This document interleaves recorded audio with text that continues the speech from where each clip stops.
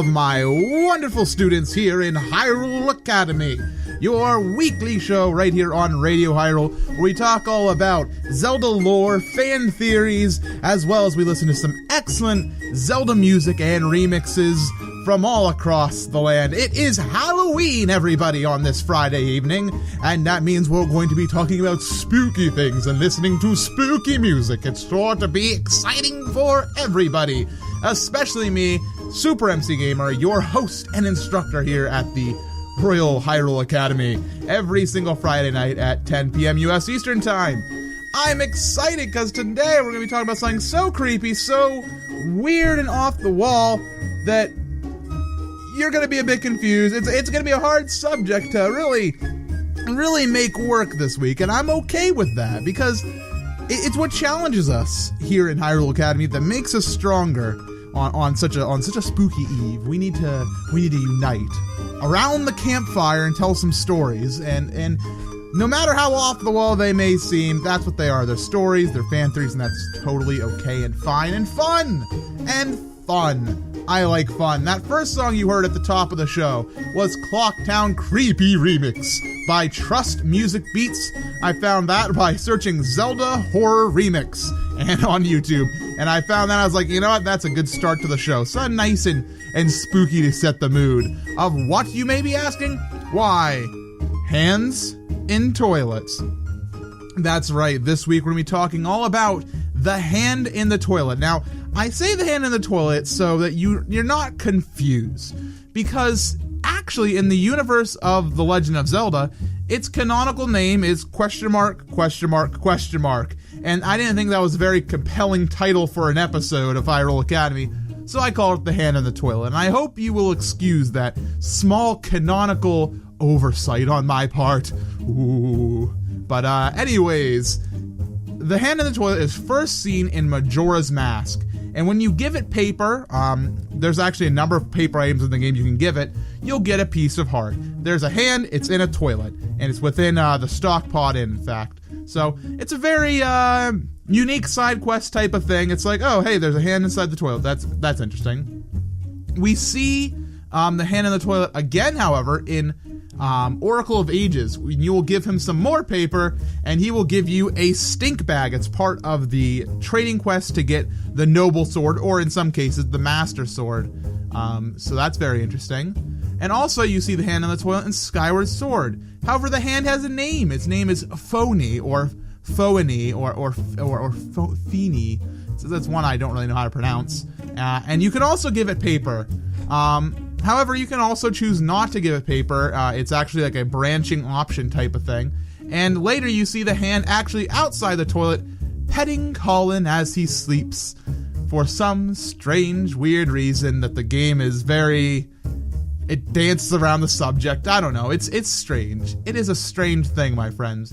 Oh yes, inside the chat we are seeing that the students are already aflutter with wanting to tell me. It is spelled Phony.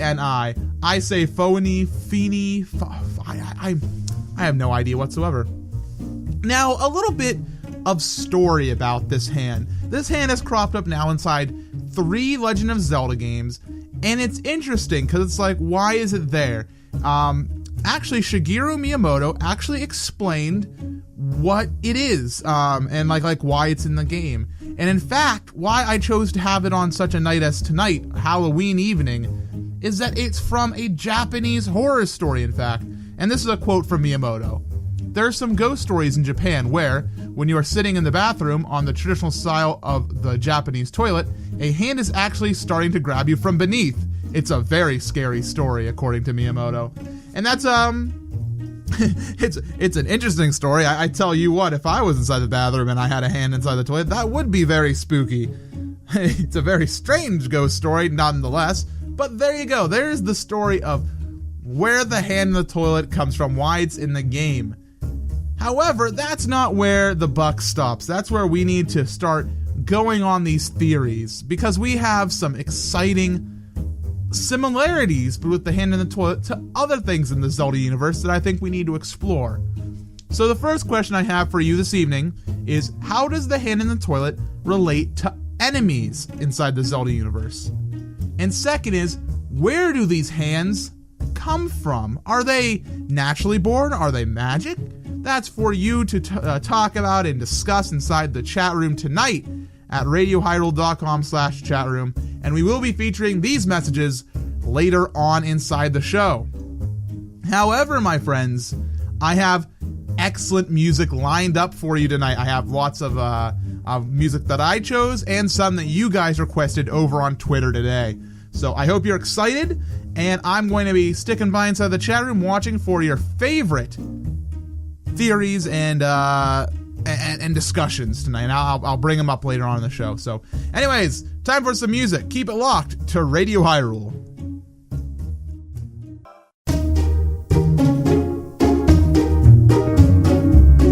And welcome on back to Hyrule Academy. Friends, I hope you enjoyed your brief recesses into doing all the work.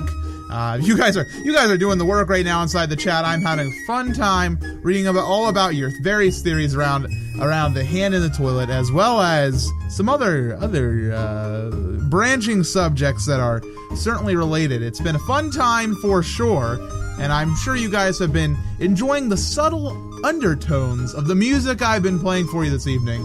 First up, you guys did get a chance to listen to Link to the Mask, and that's from Daisy and Nubioso. Link to the Mask, a wonderful little song. It has some rap in there, you know? A little bit of Zelda rap doesn't hurt, especially when it's done as well as that song. I really enjoyed it. After we heard Ballad of the Bremen Storm, and that was from CGT Music, and we had a nice request for that one from Ziggy22. Thank you very much, Ziggy. That was an excellent take on Bremen's Masks theme, and I believe there was a little bit of Song of Storms in there too, so very, very good. After that, we did hear the Shadow Temple from Ocarina of Time, and that, of course, is a nice, just vanilla track from the game. No special arrangement. I thought it stood on its own back in the game, and I think it would stand on its own right now as we listen into it. And that was from Sumetome, who requested that, so thank you very much to Sumetome for that request.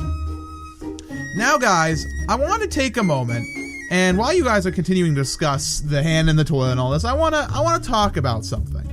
And that is quite simply The Legend of Zelda as a scary series. It is Halloween, so I think it's fit to talk about this.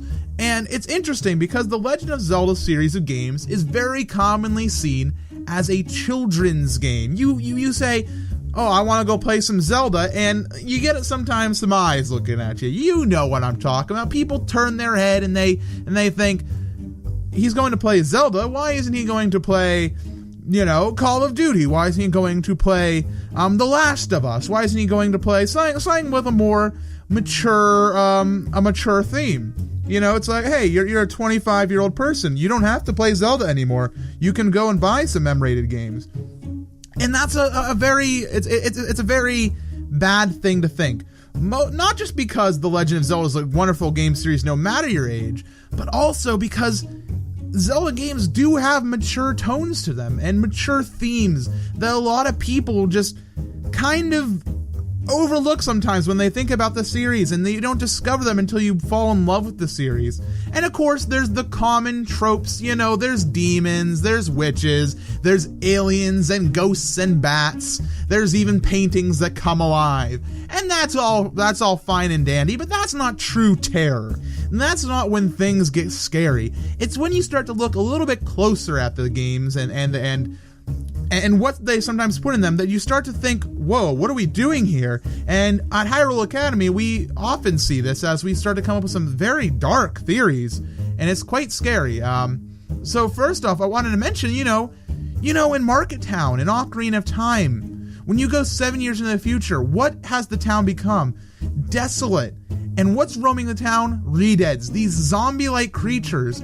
It's only natural to believe that these are the previous residents of Market Town. That's crazy, That when Ganondorf stormed the town, that these Redeads came alive. We have an entire episode about Redeads if you want to listen to more on the subject. But there's more things. There's infinite armies of skeletons that rise from the ground. Yes, they're a little cartoony. Yes, they're supposed to be easy enemies that you take out with a couple sword hits. But that doesn't negate the pure terrifying fact that in Hyrule, if you're outside at night, perhaps you just, you were a little bit late coming back, there's going to be skeletons coming out of the ground. What if you don't have a sword? What if you aren't Link? That must be really scary. Not to mention, there's all sorts of very scary areas in these games. We have ships that are the ghost ships. It's a ship that is a phantom, that perhaps it's a dead crew or something. That's a very scary subject to think about. And there's temples dedicated to the belief of shadows, and there's things within them that when you look closer at them, you look past the 64-bit textures, you say, wait a minute. And there's prisons. You go into prisons inside The Legend of Zelda. You go into a place like Arbiter's Grounds, which are overrun with sadness and despair, and the sages themselves, they look sad, and it's interesting. But that's not it. That's not even when it begins to get scary. There are themes and situations in the Legend of Zelda series that are very mature. There are situations of the apocalypse, the ending of all life as we know it, and you, the hero, are the one who has to stop it. And you see as the town residents slowly start to accept their fate, that they're going to die, or they're going to die waiting for somebody they love. You are, as Link, you go and you rob graves, you enter tombs, and you take things from people that were once living. It's pretty obvious. You take the hook shot from Dompe. Yes, he gives it to you, but that's not how you go into graves and you take shields. You'll go and take music off of someone's grave. It's a crazy world in Hyrule. And then you see characters die. You'll come 7 years in the future in Ocarina of Time, and there are dead people. You see a soldier die in front of you who is just trying to stop Ganondorf from getting the princess. And you see possession. There's these tones of Link getting possessed by Pose and these ghosts. You see other people get possessed. You see Zelda's body be used by Girahim to resurrect Demise. And it's moments like those that you think, wow, if you stop for a moment and just don't look at the cartoony textures, you think, wow, this is actually kind of dark. There's even themes of torture within the Shadow Temple, blood on the floor, and strange, built structures with the purpose of hanging people from them. And it's scary. And it makes you think, Zelda's not a game just exclusively for children. You have to stop and say, wait a minute, what am I looking at right now? And while the Legend of Zelda series is a series where we see bright colors, we see Hyrule Field, we ride on our horse, and we meet the princess, and light is restored to the land, the Zelda's biggest theme that you see is balance between light and dark, the battle between light and dark. And while Zelda always is known for the light, it also does dark in ways that are unlike any other game, and I love it so much. And that's kind of what I wanted to tell you guys tonight. As we talk about the hand in the toilet, maybe not the darkest subject, but I have a feeling that in a few moments we're going to get into some creepy stuff related to this little hand that we give some paper to, because it's not just that simple as you look at the cartoony textures.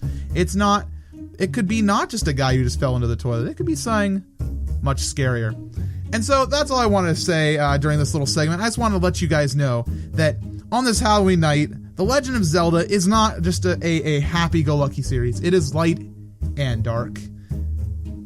This has been Radio Hyrule's Hyrule Academy. We're going to listen to some more music and be back in a few with some more discussions.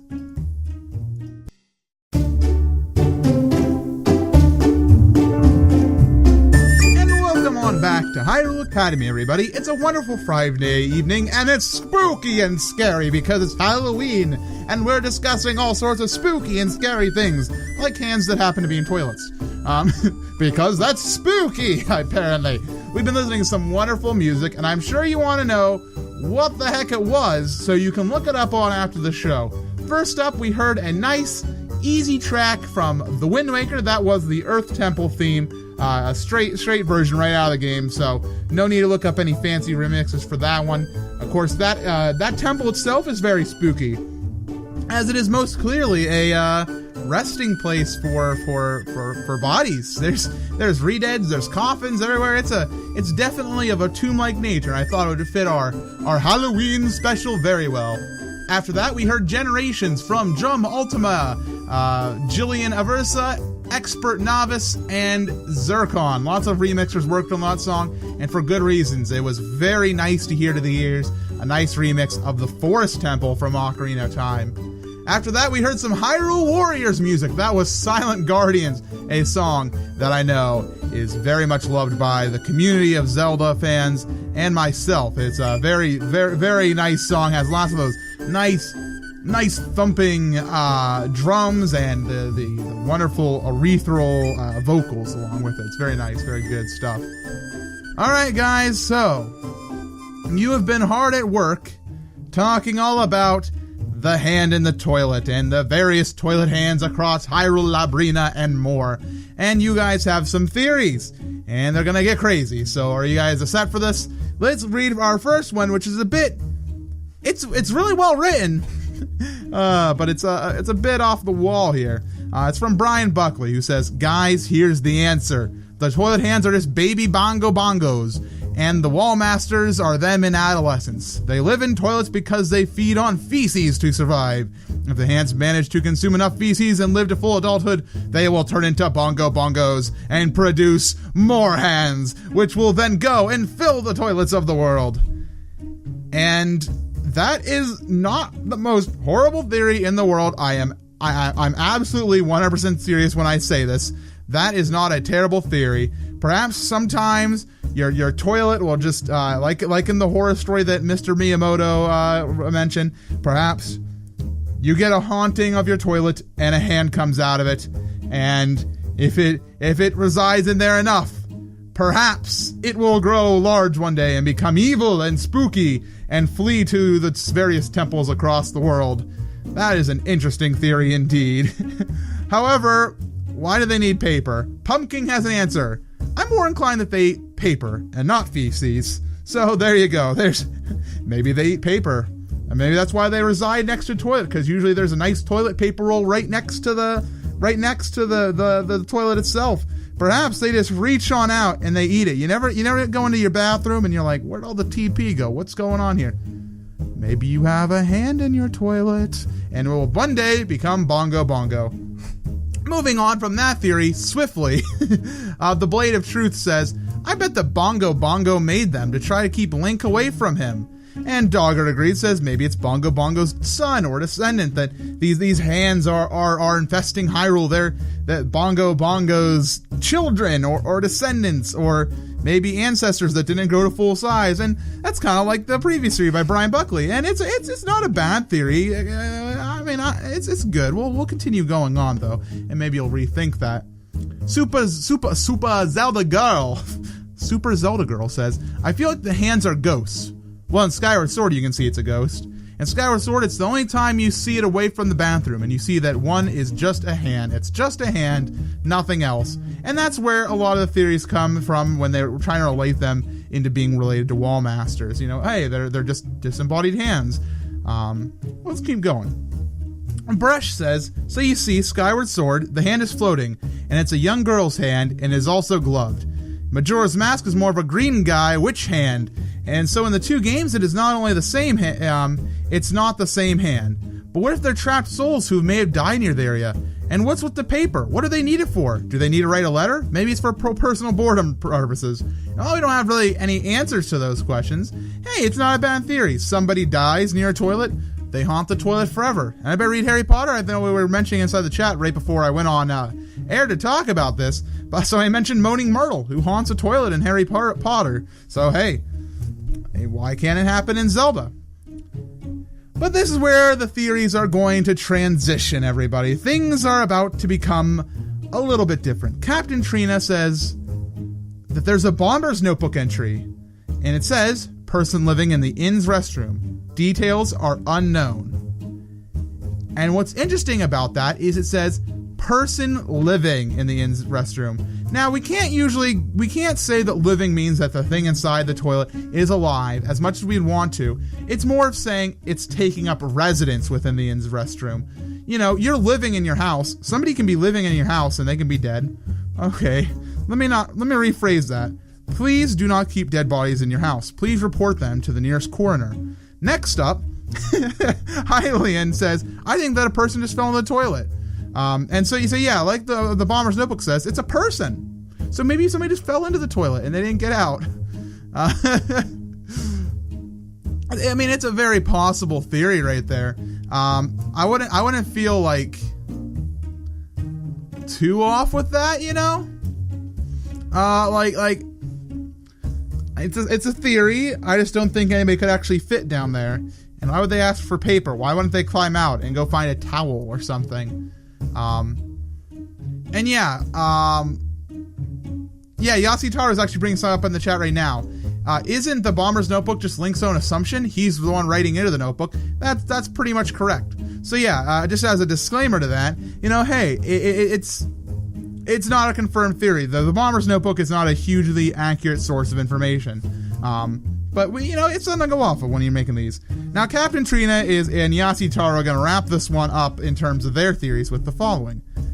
The Toilet Hands and Feeny do seem distinct from hand enemies, and that none of the enemies seem sentient. They don't have any thought process. They don't talk to you. And Yasitaro agrees and says, I don't think there is any direct connection between the Toilet Hands and any of the hand enemies. And a lot of people were inclining to agree with them, and that's unfortunate, because that kind of shuts down the previous series if they think that. And I have a theory that I wanted to share with you this evening, and I was hoping somebody would kind of get there, and you kind of got what my hope was. Super Zelda Girl and Bresh, they were both very into the thinking of them being ghosts or spirits. And I agree. And why I wanted to do this episode for Halloween is because of this theory that I have, and why I think the hands in the toilet are a little bit more spooky than they let on, because usually they're pretty nice and say, paper please. So you guys were kind of right in terms of like relating to my theory. And that's that these are wandering spirits or ghosts, and what's interesting about these spirits and ghosts is that they're powered by death and rot and I guess feces. You know, they're these souls that were lost. Maybe they just happened to be by a bathroom, and they take the form of a hand.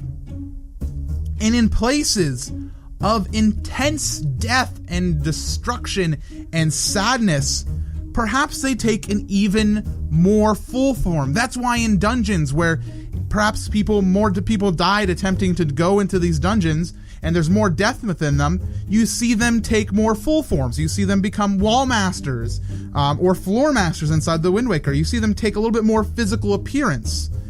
And inside the place of the most death, with the Shadow Temple, they become a full-size bongo, and they take on the world. That's my theory, at least. However, perhaps sometimes maybe they're just wandering about. They're just a spooky little spirit, and they happen to wander into a bathroom.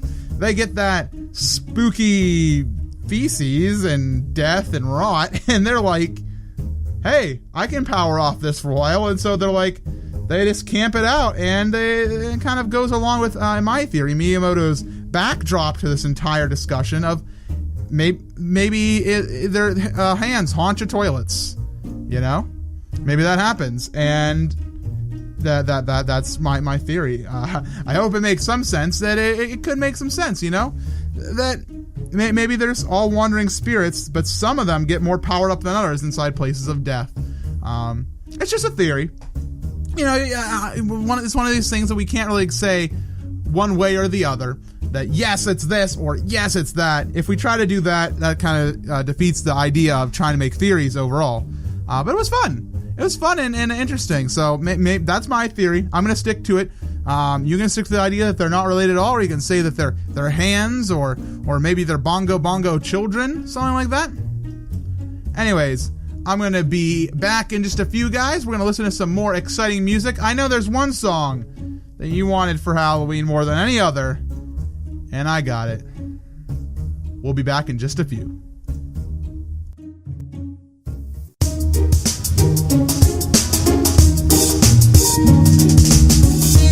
Hello, everybody. Welcome on back to Hyrule Academy. It's been a wonderful evening discussing all sorts of spooky things with you. It's been a lot of fun, and I'm really glad to have shared this time with you, because I know you guys always enjoy it inside the Radio Hyrule chat room, and to all those people who catch the recording later on over on YouTube. Anyways, I wanted to quickly mention those two songs you just heard. First up, of course, was the Song of Healing Reversed. And that's commonly known because of a creepypasta that happened it's actually been quite a long time actually at this point. And whether you like it or not, you can't deny that a little bit of Song of Healing Reversed does set the mood as kind of a spooky Halloween type of thing. And I really enjoy it just because of how you can take some songs from the Zelda universe. You're gonna switch them around and nobody cares. It's nice. It's always nice. After that, of course, we did hear the Song of Healing band cover, and we had 5 amazing people working on that band cover that we heard. First up was the wonderful Insane in the Rain music on the piano. After that, we heard Arnie Undercover on the acoustic and electric guitars, Tara C music on the violin and doing some of the vocals. Then we heard Jay Parecki 95 on electric guitar, and Swiggles RP rounding up the cast, doing electric clean guitars, bass, vocals, and a bit of mixing as well. And by a bit, I mean probably quite a lot of mixing. And that song was requested this evening by the one and the only Insane in the Rain music himself. Thank you to Insane in the Rain, as always, for making awesome covers and arrangements. We really appreciate it as lovers of music inside the game world.